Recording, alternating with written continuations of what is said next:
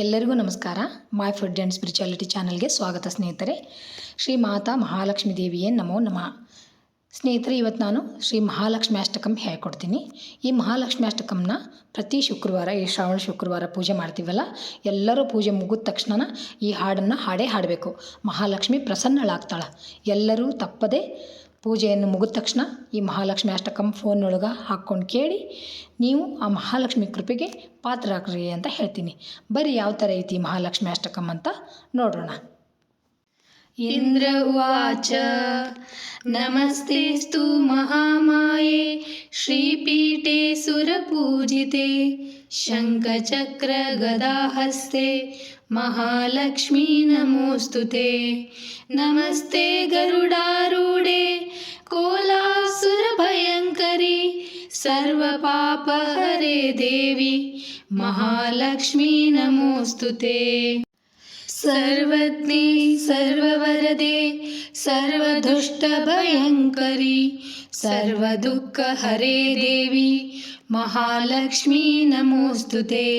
सिद्धिबुद्धिप्रदे देवी भुक्तिमुक्तिप्रदायिनी मंत्रमूर्ते सदा देवी महालक्ष्मी नमोस्तुते. आद्यन्तरहिते देवी आद्यशक्ति महेश्वरी योगजे योगसम्भूते महालक्ष्मी नमोस्तुते.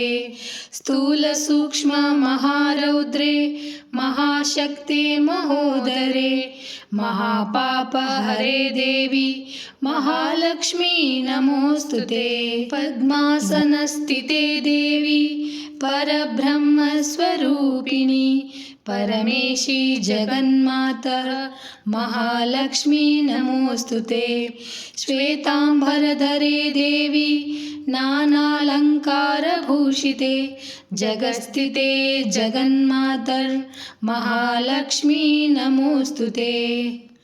महालक्ष्म्यष्टकं स्तोत्रं यः पठेत् भक्तिमान् नरः सर्वसिद्धिमवाप्नोति राज्यं प्राप्नोति सर्वदा.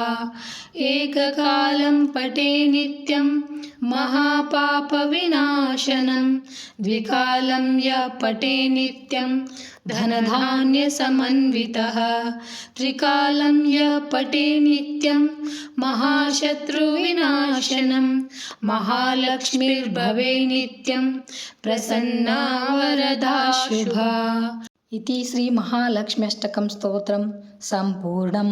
ಜೈ ಶ್ರೀ ಕೃಷ್ಣ. ಎಲ್ಲರಿಗೂ ನಮಸ್ಕಾರ. ಎಲ್ಲರೂ ಈ ಸ್ತೋತ್ರವನ್ನು ಹೇಳಿ ಆ ಮಹಾಲಕ್ಷ್ಮಿಯ ಕೃಪೆಗೆ ಪಾತ್ರರಾಗ್ರಿ ಅಂತ ಹೇಳ್ತೀನಿ. Thanks for watching. Jai Shri Krishna. ಎಲ್ಲರಿಗೂ ನಮಸ್ಕಾರ.